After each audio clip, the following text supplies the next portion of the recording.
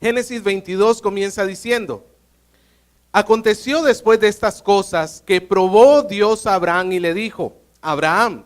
Y él respondió: heme aquí. Y dijo: toma ahora tu hijo, tu único, a Isaac, a quien amas, y vete a tierra de Moriah, y ofrécelo allí en holocausto sobre uno de los montes que yo te diré. Abraham se levantó muy de mañana, enalbardó su asno y tomó consigo 2 siervos suyos y a Isaac su hijo, y cortó leña para el holocausto, y se levantó y se fue al lugar que Dios le dijo. Al tercer día alzó Abraham sus ojos y vio el lugar de lejos. Entonces dijo Abraham a sus siervos: esperad aquí con el asno, y yo y el muchacho iremos hasta allí, y adoraremos y volveremos a vosotros. Y tomó Abraham la leña del holocausto y la puso sobre Isaac su hijo, y él tomó en su mano el fuego y el cuchillo, y fueron ambos juntos. Entonces habló Isaac a Abraham su padre y dijo: Padre mío. Y él respondió: heme aquí mi hijo. Y él le dijo: he aquí el fuego y la leña, mas ¿dónde está el cordero para el holocausto? Y respondió Abraham: Dios se proveerá del cordero para el holocausto, hijo mío. E iban juntos. Y cuando llegaron al lugar que Dios le había dicho, edificó allí Abraham un altar y puso la leña y ató a Isaac su hijo y lo puso en el altar sobre la leña. Y extendió Abraham su mano y tomó el cuchillo para degollar a su hijo. Entonces el ángel de Jehová dio voces desde el cielo y dijo: Abraham, Abraham. Y él respondió: heme aquí. Y dijo: no extiendas tu mano sobre el muchacho, ni le hagas nada, porque ya conozco que temes a Dios, por cuanto no me rehusaste tu hijo, tu único. Entonces alzó Abraham sus ojos y miró, y aquí a sus espaldas un carnero trabado en un zarzal por los cuernos. Y fue Abraham y tomó al carnero y lo ofreció en holocausto en lugar de su hijo. Y llamó a Abraham el nombre de aquel lugar: Jehová proveerá. Por tanto se dice hoy: en el monte de Jehová será provisto. Y llamó el ángel de Jehová a Abraham por segunda vez desde el cielo y dijo: por mí mismo he jurado, dice Jehová, que por cuanto has hecho esto y no me has rehusado tu hijo, tu único hijo, de cierto te bendeciré y multiplicaré tu descendencia como las estrellas del cielo y como la arena que está a la orilla del mar. Tu descendencia poseerá las puertas de tus enemigos, y en tu simiente serán benditas todas las naciones de la tierra, por cuanto oíste mi voz. Y volvió Abraham a sus siervos, y se levantaron y fueron juntos a Berseba, y habitó Abraham en Berseba. Y aconteció después de estas cosas que fue dada noticia a Abraham diciendo: he aquí también Milca ha dado a luz hijos a Nacor tu hermano, Uz su primogénito, Buz su hermano, Kenuel padre de Aram, Keset, Jaso, Pildas, Yitlat y Betuel. Y Betuel fue el padre de Rebeca. Estos son los 8 hijos que dio a luz Milca de Nacor, hermano de Abraham. Y su concubina, que se llamaba Reuma, dio a luz también a Teba, a Gaha, a Tahas y a Malca. Bonita colección de nombres, ¿no? Hermano, le planteo un escenario. Imaginémonos que usted ya está en los últimos años de su vida laboral. Usted ya tiene tantos años de estar trabajando, toda una vida, y ha logrado ahorrar una cierta cantidad de dinero que usted tiene ahí reservada para esos últimos años, para en la vejez comenzar un negocio y pues sostenerse, ¿no es cierto? Y usted tiene ahí el dinero y lo necesita invertir en un negocio. Y de repente se presenta la gran oportunidad de un negocio, de invertir, de ser socio en un negocio que parece ser muy rentable, que ofrece muchas seguridades y se presenta como una gran opción. La pregunta es: ¿qué valorarías tú para decidir si invertir o no en ese negocio? ¿En qué cosas basarías tú tu decisión? Si tuvieras que invertir los ahorros de toda tu vida, Hermanos, ciertamente no es una decisión chiquita y no es una decisión que usted tomaría a la ligera. Usted no se dejaría guiar por cosas tan superficiales como, es que la página web de la empresa es muy bonita. Mira el diseño que tienen sus oficinas. No, es que el socio que me está hablando muy bonito. Usted no se basaría en ese tipo de cosas. ¿Qué escogería usted para poder tomar una decisión tan seria? Pues usted escogería posiblemente datos como la factibilidad del negocio, o sea, qué tan rentable verdaderamente es, exigiría los números reales, revisar los libros, incluso analizaría la reputación de los demás socios de la empresa, ¿cierto? Porque es una decisión muy importante. Ahora, si lógicamente vas a invertir mucho, tienes que estar seguro que tienes todas las garantías de que no vas a terminar defraudado, ¿sí o no? Lo mismo ocurre con la fe del hombre.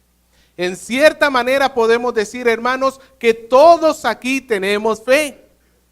Pero la pregunta ¿es la fe que tú tienes, es la fe de la naturaleza de la cual Dios se agrada? Es la fe que tú tienes. Si tú vas a invertir no 1 año, ni 1000 años, ni 1.000.000 de años, si tú vas a invertir la esperanza de tu vida eterna en la fe que hoy tienes, ¿estás seguro que esa fe es la verdadera? Porque no estamos hablando de los ahorros de tu vida, estamos hablando de tu eternidad. Entonces es muy necesario que nosotros estemos seguros que tenemos la fe que a Dios le agrada. Entonces la pregunta de hoy será, ¿cómo es la fe que Dios bendice? ¿Cómo es la fe que a Dios le agrada? ¿Cuál es la naturaleza de la fe que Dios busca en cada uno de nosotros? Y para eso tenemos este relato de nadie más y nadie menos que el mismísimo padre de la fe, Abraham, el padre de la fe. Así que vamos a comenzar a analizar el relato que tenemos acá de Abraham para poder concluir cómo es, qué tipo de naturaleza tiene una fe que sea del agrado de el Señor. Y comencemos viendo lo primero, una prueba indescifrable. Los versículos del 1 al 2 nos plantea que Dios, después de estas cosas, ¿de cuáles cosas? Nos dice, pues recuerde que ya ha nacido Isaac. Isaac ya ha nacido finalmente el hijo que esta pareja ha buscado durante 25 años, finalmente nació. Lo que parecía imposible llegó a suceder. En segundo lugar, recuerde que antes que naciera Isaac, había nacido Ismael como una propuesta de Abraham de poner a un hijo en su lugar, de forzar la promesa de Dios y decir, bueno, como yo no tengo hijos con mi esposa, voy a tener hijos con mi criada, y entonces ese hijo que nace, Señor, que sea el heredero de todo. A lo cual Dios obviamente le dice que no. Y Ismael y su mamá habían sido sacados del campamento, ya no vivían con ellos. Ahora sí, después de estas cosas, Dios llama a Abraham. Abraham hasta este momento, él está completamente seguro que el hijo de la promesa, ¿quién es? Isaac. La única alternativa, ya no hay plan B. Ya no hay otra opción, ya Ismael ya está desechado, ya él no puede ser. Y Abraham pues comienza a vivir su vida para el Señor hasta que llega este momento en el versículo 2 cuando Dios le dice, toma ahora a tu hijo, tu único, a Isaac, a quien amas, y vete a la tierra de Moriah y ofrécelo allí en holocausto sobre uno de los montes que yo te diré. Hermano, póngase a pensar el colapso mental que Abraham pudo haber sufrido en ese momento. Él tenía 25 años esperando que Dios cumpliera su promesa. Él había escuchado durante 25 años que Dios le iba a proveer de este niño. Ya había nacido, imposible, a los 100 años, y su esposa de 90 años queda embarazada. Y después de algunos años, Dios de repente le dice, ¿sabes qué? ¿Qué vas a hacer con tu hijito? Sacrifícalo. Pásame un micrófono, por favor.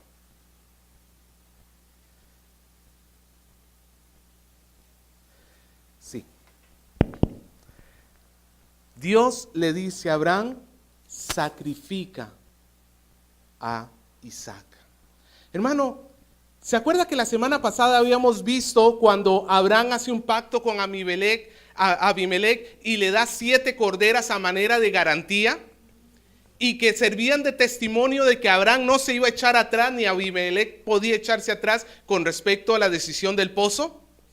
Pues ahora imagínese en la cabeza de Abraham, este hombre que ha recibido de Dios el hijo esperado, que representa la promesa de la bendición a todas las familias del mundo, que representa la salvación que Dios va a traer al mundo. Él no es el Salvador, el niño no es el Salvador, pero es el camino por el cual el Señor va a traer al Salvador al mundo. Este que es como el testigo, como la garantía de Dios, y de repente Dios te dice, sacrifícalo.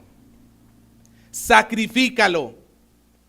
Hermano, a veces lo que Dios hace, dame más volumen, Alonso, a veces lo que Dios hace no tiene sentido para nosotros. A veces las cosas que Dios hace para nosotros nos representa un gran obstáculo porque no logramos entender el plan y el propósito que Dios tiene detrás de esas cosas. Quizás, hermano, pues nosotros leemos el texto así plano, seguido, y pues nosotros nos ponemos a pensar, pero Abraham, es una prueba. Confía en Dios, es una prueba. A última instancia te va a decir que no lo mates. Pero tome en cuenta que Abraham no sabía la historia. Él lo único que sabía en ese momento es que Dios le estaba pidiendo a su hijo de regreso. Ahora, ¿y tiene Dios derecho a pedirlo? Él es el creador de la vida.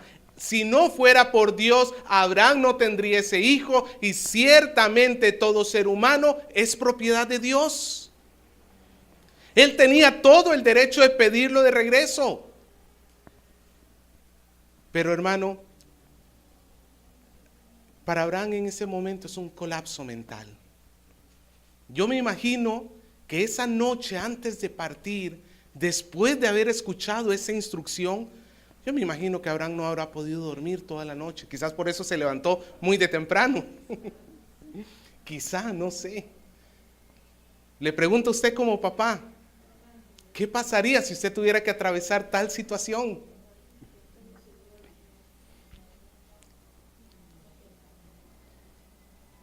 Incluso la instrucción de Dios no es del todo clara.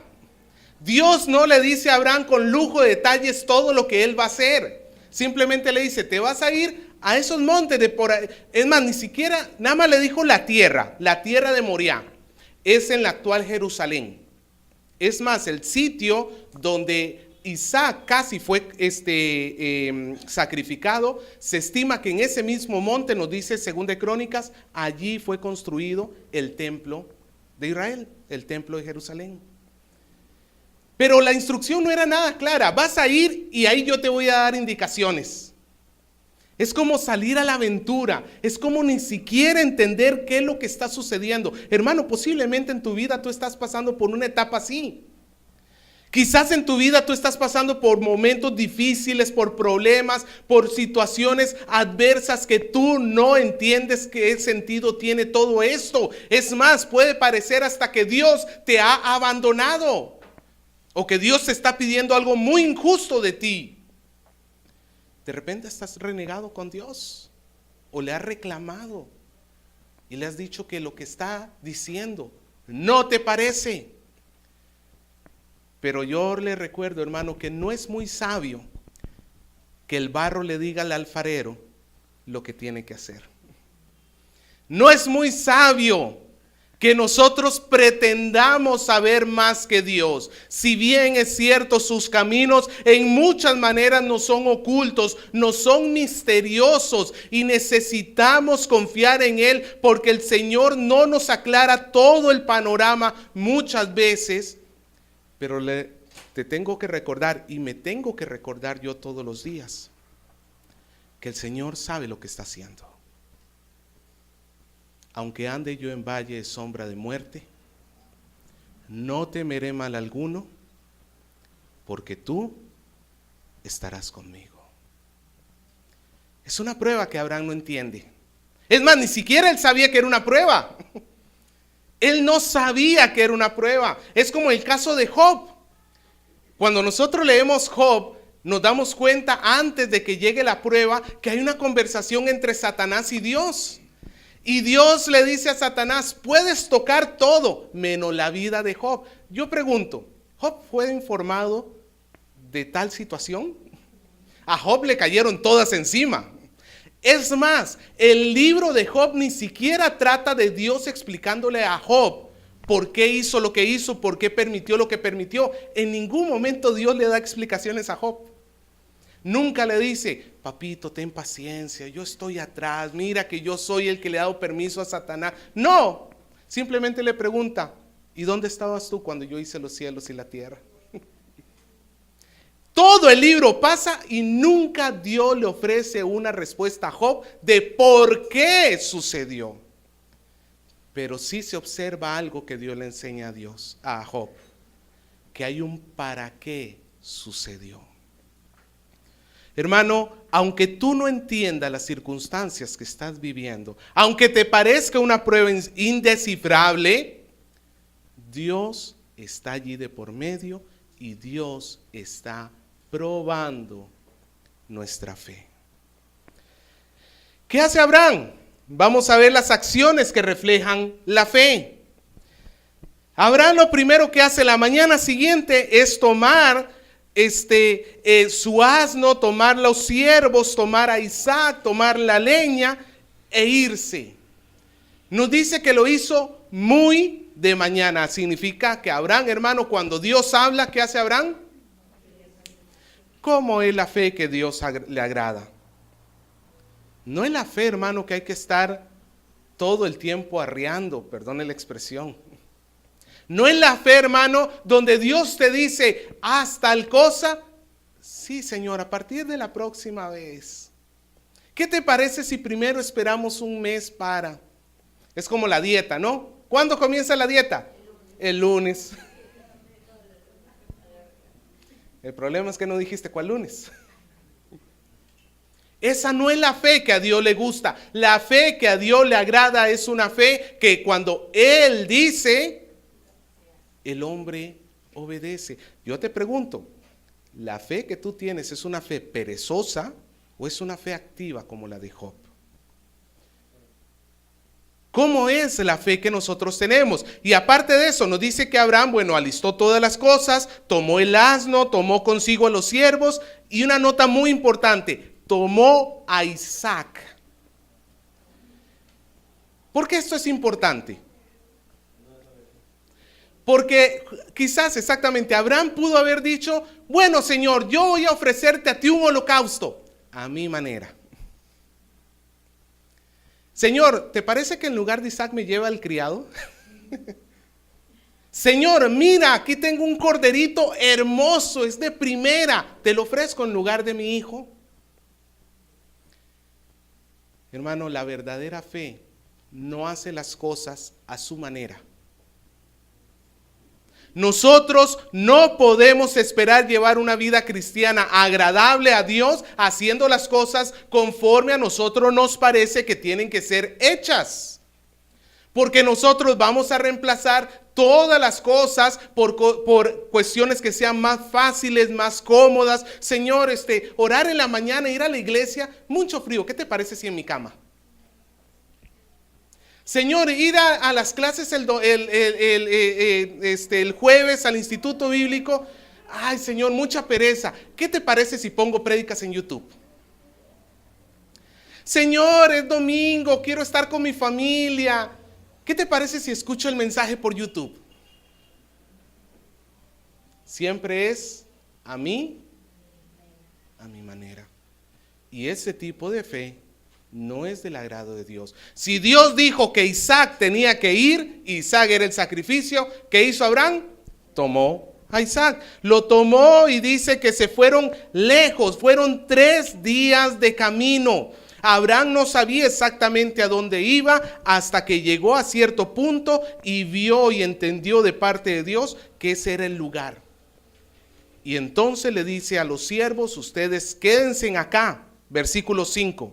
Esperad aquí con el asno, y yo y el muchacho iremos hasta allí, adoraremos y volveremos a vosotros. Esta es la primera de 2 expresiones que Abraham está diciendo, donde se muestra su confianza en Dios.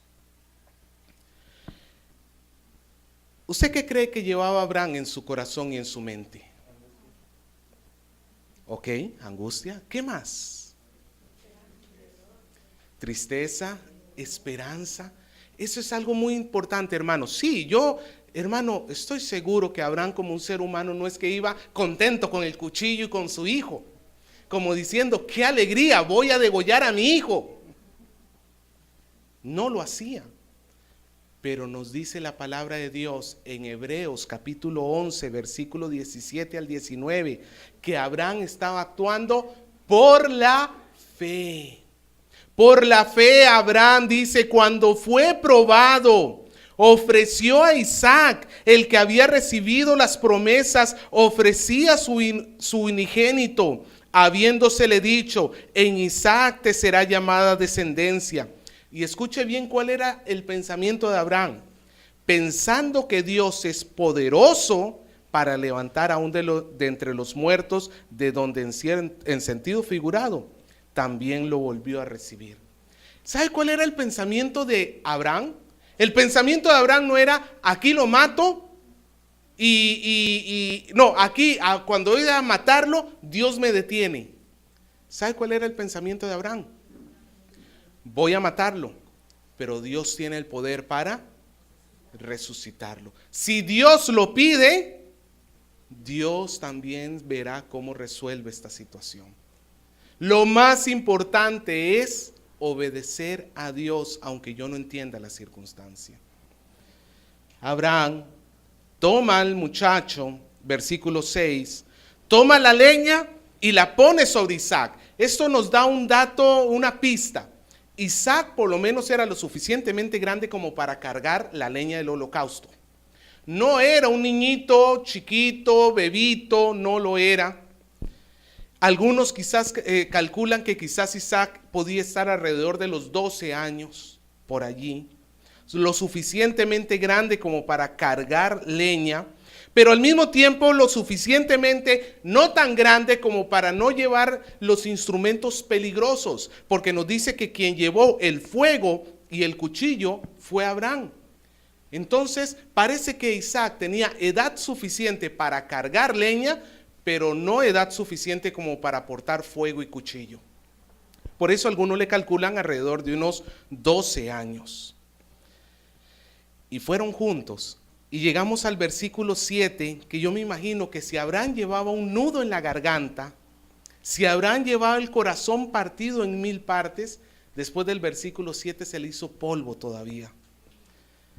Padre mío, le dice Isaac, he aquí el fuego y la leña, pero ¿dónde está el cordero del holocausto?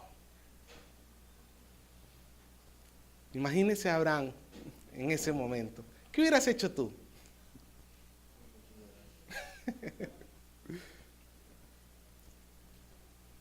Eso nos dice que Isaac estaba bien acostumbrado a los holocaustos. Él sabía que algo faltaba ahí. No era su primer holocausto.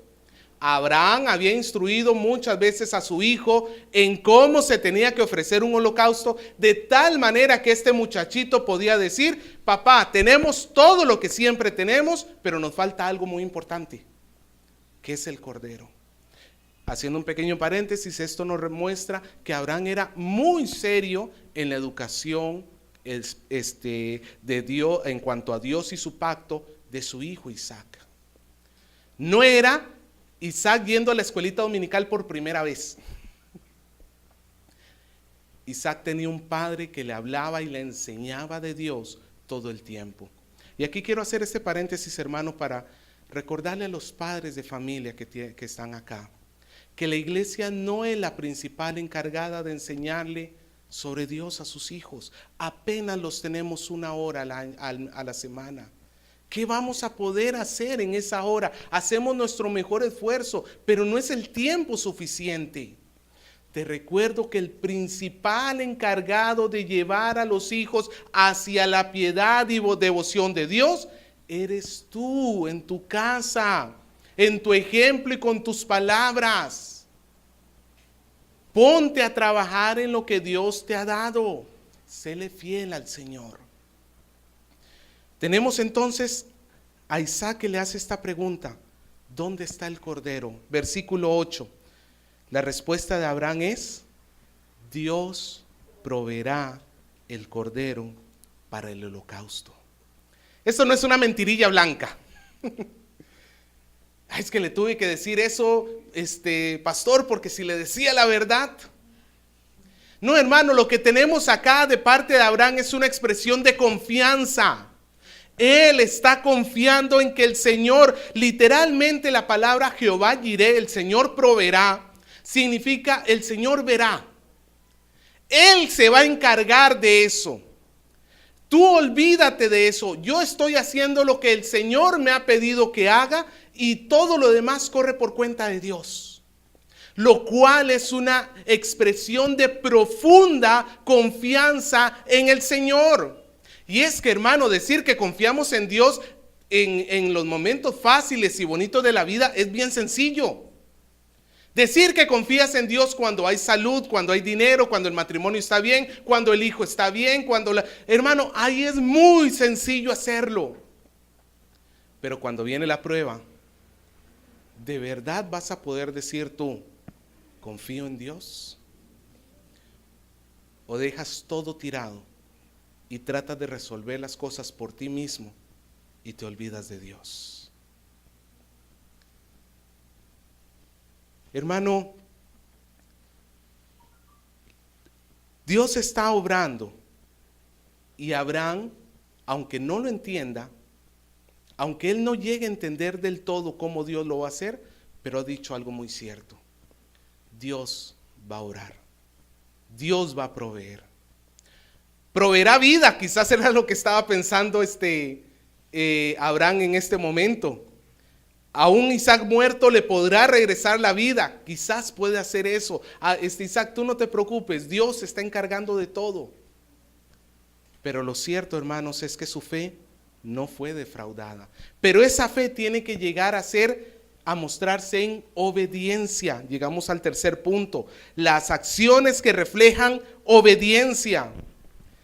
Llegamos a la parte más crítica de la historia. Versículo 9 nos dice que Abraham edificó el altar. Era un montón de piedras que se hacía como si fuera una cama, llamémoslo así. Se ponía la leña abajo y entonces ata a su hijo y lo coloca sobre la leña. Y algunos preguntan, pastor, Isaac no se opuso, no se puso a hacer pataletas. Bueno, la historia no nos lo cuenta.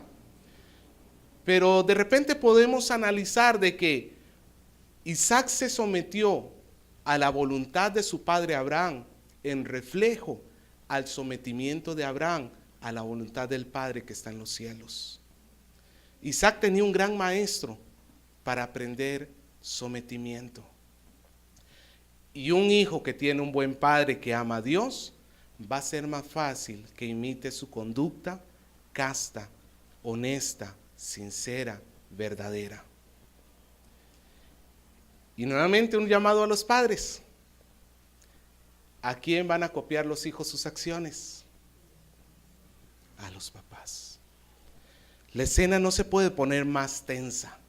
Tenemos sobre el altar a Isaac puesto sobre la leña. Solamente quedan 2 pasos aquí, que es degollar el sacrificio y quemarlo. Solamente quedan 2 pasos en toda la lista de cosas que tenía que hacer Abraham. Y cuando Abraham toma su mano, extiende su mano y toma aquel filoso cuchillo y se acerca caminando para degollar a su propio hijo, allí está demostrando que Abraham estaba dispuesto, en lugar, si tenía que escoger entre el pacto de Dios y su propio hijo, él estaba dispuesto a abandonar todo con tal de expresar su amor hacia Dios. Hermano, esto nos recuerda que el pacto, el compromiso con Dios, la fe que Dios demanda de nosotros, no es una fe que nos pide el 50% de nosotros. No es una fe que nos pide el 90%, ni siquiera el 99% de ti. ¿Qué pide de ti? El 100%. Jesús dijo que si alguno no puede dejar a su padre, a su madre, a su casa, a sus hermanos, a su tierra, a todos sus bienes y no le sigue a él, no puede ser discípulo suyo. Es necesario que el hombre tome su cruz, se niegue a sí mismo y le siga. Hermano, nada puede quedar en el primer amor en tu corazón. Y eso es a lo que quiero decir cuando digo dejar. No significa abandonar. Los cristianos no somos malos padres. Al contrario, nos volvemos excelentes padres, porque el primer lugar de nuestro corazón ya no es nadie, sino el mismo Señor de los cielos. Y cuando el hombre pone a Dios en primer lugar, no hay nada mejor que pueda hacer por su familia. ¿Quieres hacerle tú el mejor bien a toda tu casa? Y esto se va a sonar raro, abandónalos. Abandónalos en el sentido de que ellos no se vuelvan la prioridad absoluta. Primero es Dios. Y entonces vas a poder cuidar a tu familia conforme a la voluntad de Dios y no conforme a tu propia voluntad. Un padre que ora es un gran padre. Un esposo que ora es un gran esposo. Una madre que se preocupa por ser santa y estar en crecimiento espiritual es una gran madre. Hermano, los padres en nuestra época son buenos o malos en la medida que traigan bienes económicos a la casa. Algunas personas abandonan a sus hijos, ahí sí los abandonan. Abandonan a sus hijos para ir a trabajar. Yo sé que en algunos casos, hermano, no hay otra alternativa. Si no hay trabajo, no come. Pero muchas veces la mujer siente que si no sale a trabajar no es nadie en la vida. Deja al hijo. Hermano, la labor que Dios te ha dado con tu hijo, no la vas a poder hacer a menos de que Dios no se vuelva el primer afecto en tu corazón. Que Dios se vuelva tu todo, que Dios se vuelva tu centro. Solo entonces vas a tener la fe verdadera. Si tú tienes una fe que cuando vienen las circunstancias adversas, dejas a Dios, lo abandonas, abandonas la iglesia, abandonas el estudio bíblico, abandonas la oración, esa fe no sirve para nada, es una fe reprobada. Hermano, yo me puse a pensar ahora en la mañana, mientras oraba y le preguntaba a Dios, ¿qué pasaría si se estallara una persecución contra la iglesia acá en el Perú de tal manera que mataran a todo aquel que se llama cristiano? Y te pusieran a ti entre en un paredón con un grupo de fusilamiento delante tuyo y te preguntaran, ¿vas a negar a Cristo? Claro, ahora se me dirá, no lo haré. Y pone el pecho así.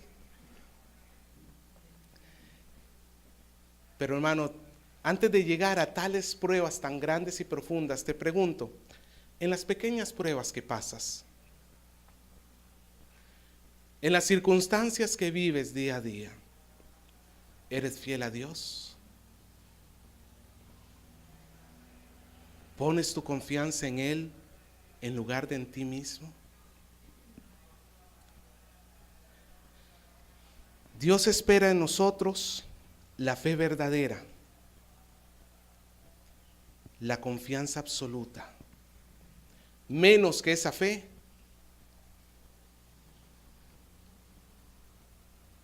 No podemos esperar, hermanos. No es una fe que podamos hacer lejos de la palabra de Dios, porque la fe viene por el oír y el oír. Entonces, quizá la razón por la cual tu fe es tan débil y te golpeas tanto en medio de las pruebas es por tu pobre relación con la palabra de Dios. Pastor, pero yo llevo mi Biblia todos los domingos. ¿Y la estudias entre semana? ¿Lees entre semana? ¿Tomas en serio la capacitación de tu alma? No, hermano. Tiene que haber en nosotros una fe que nos lleve hasta el límite, hasta el extremo. Ahí tenemos a Abraham, cuchillo en mano, a punto de clavárselo a Isaac. Hasta que llega el final de la prueba, la aprobación de Dios. Versículo 11 dice que desde el cielo el Señor lo llamó el mismo ángel de Jehová. Esto es, Dios mismo le dice: no extiendas tu mano. Abraham, se terminó hasta aquí, no le hagas daño, porque ahora conozco. No es que Dios no conociera antes, sino que ahora es evidente, tus acciones han mostrado la verdad de tu corazón. Ahora se nota que tú temes a Dios, porque no me rehusaste a tu hijo, tu único. Y es que, hermano, la expresión tu hijo, tu único, se repite 3 veces en este relato, para mostrar que Abraham estuvo dispuesto a sacrificar no la cosa más barata que tenía en su casa, ni siquiera el segundo lugar. Abraham, Dios le pidió lo más preciado que tenía. Y aún así Abraham estuvo dispuesto a sacrificarlo. La voz del cielo, hermano, yo me imagino que en este momento, cuando Dios habló, el corazón de Abraham se habrá quedado como suspendido, porque ahí no hay control Z, ahí no hay un deshacer como en la computadora. Una vez que lo matas, lo matas. Pero Dios detiene la acción. Abraham ya ha hecho todo lo necesario para poder cumplir la voluntad de Dios, y ha salido exitosamente. Hermano, recuerda que la circunstancia por la cual tú estás pasando hoy muy posiblemente es una prueba que Dios está poniendo en tu vida para que tú la apruebes. ¿Usted cree que Dios se complace en que nosotros reprobemos sus pruebas? Es más, nos da el Espíritu Santo para que podamos salir adelante. Recuerda, hermano, recuerda que esta circunstancia Dios la está utilizando para generar el carácter de Cristo en tu corazón. Abraham vuelve a ver hacia un costado, y ¿qué se encuentra? Un carnero trabado en unas zarzas por los cuernos. Y entendió de Dios que Dios sí había provisto sacrificio. Él no lo entendía en toda su plenitud cuando lo dijo antes, pero de verdad Dios estaba proveyendo sacrificio. En lugar de sacrificar a su hijo, Dios le estaba diciendo a Abraham: desata a ese muchacho, toma a este carnero que no va a poder hacer nada, está ya trabado por los cuernos, átalo, sacrifícalo en su lugar. Mostrándonos así, hermano, lo que pronto, llamémoslo así, lo que vendrían algunos siglos después. Recuerde que sobre ese monte fue fundada el templo de Jerusalén, y en toda esa zona era la actual Jerusalén, la ciudad en la cual a las afueras sería provisto por parte de Dios el sacrificio de nuestra alma. Jesús en la cruz. Quiero que notes, hermano, algo muy importante. La fe y el sacrificio sustituto están enlazados. La fe y la provisión de Dios están enlazados. ¿Para quién es la provisión de Dios? Para el que cree, para el que confía. ¿Para quién es la provisión de Dios? Para el que confía, hermano. Llegó el momento en que el sacrificio fue ofrecido y no fue Isaac. Fue el cordero dado por Dios. ¿Sí se acuerda quién es el cordero de Dios que quita el pecado del mundo? Quizás tú hasta aquí has estado viviendo tu vida necia, indiferentemente, de espaldas a Dios. O quizás has estado buscando un medio para salvar tu propia alma. Y has tratado de hacer tu mejor esfuerzo y has tratado de cumplir con todas las tradiciones y normas que se te han dicho y que tienes que hacer para poder ser salvo. La palabra de Dios nos invita, hermano, para que nosotros no pongamos nuestra esperanza en nuestras acciones, en nuestras obras. Dios va a proveer, pero para el que tiene fe, y no cualquier fe, fe en nuestro Señor Jesucristo. Él es nuestro sacrificio sustituto. Llegó la aprobación de Dios. Dios había provisto.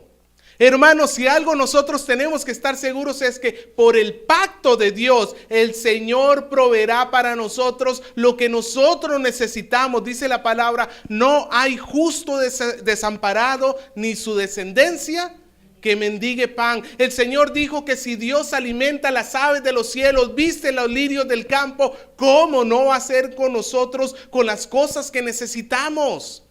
Nosotros tenemos que confiar que a pesar de que los momentos son difíciles, tenemos un Padre que nos cuida en los cielos. Pero hay una provisión más importante aún, que la provisión de la vida eterna. Que aunque en esta vida tengamos sufrimientos, hermano, la vida no consiste solamente en lo que ven nuestros ojos. Llegará el momento en que cuando nuestros ojos se cierren, los abriremos delante del trono de Dios. Y ahí el Señor se acordará de que en Jesús Él pagó todos nuestros pecados. Y nosotros habremos recibido la herencia incontaminada, incorruptible, que es la gloria de Dios, el poder habitar en su reino por toda la eternidad. Nosotros hemos recibido la mayor de las provisiones. Por eso tenemos que alegrarnos en Él. Y el texto termina con los últimos versículos mostrando la bendición de Dios. Dios vuelve a afirmar el pacto que Él ha hecho en Génesis 12. Y lo vemos en el versículo 16. El Señor le dice: por mí mismo he jurado, dice Jehová, por cuanto has hecho esto y no me has rehusado a tu hijo, tu único hijo, que de cierto te bendeciré y te multiplicaré tu descendencia como las estrellas del cielo y como la arena que está a la orilla del mar. Tu descendencia poseerá las puertas de tus enemigos. En tu simiente serán benditas todas las familias de la tierra, por cuanto oíste mi voz. Hermano, tome en cuenta esto.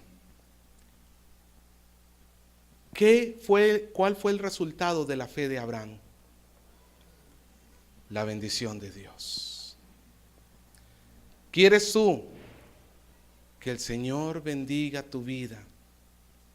¿Quieres tú vivir dentro de la complacencia del Señor? Nosotros tenemos que responder con obediencia a la fe que el Señor nos llama a tener. La fe sin obras es muerta. Responde adecuadamente. El Señor en este caso en particular le está prometiendo a Abraham continuar con el pacto que Él había prometido. Abraham, yo voy a bendecirte, voy a hacerte multiplicar en gran manera, incluso a tal punto que tu familia, tu descendencia va a tener la puerta de tus enemigos. ¿Qué significa eso? ¿Que Israel iba a arrancar las puertas de las casas de los enemigos? No, es una forma. Recuerde que las ciudades eran fortificadas y tomar la puerta de una ciudad era tomar la ciudad. Si tú ibas a invadir una ciudad, pues tenías que romper la puerta. Tomar la puerta de los enemigos, poseer la puerta de los enemigos era poder conquistar a los enemigos. Entonces, pastor, a ese hombre que me cae mal en el trabajo, ya tengo la promesa del Señor. Ahora sí es cierto que se espere que... A ese enemigo lo tienes que amar. A ese enemigo tienes que orar por él. Vas a tener el dominio propio para no reventar en ira. Pero te recuerdo que hay un enemigo mayor que tenemos todos los creyentes. ¿Sabe cuál es ese enemigo? La muerte. Estábamos condenados a muerte.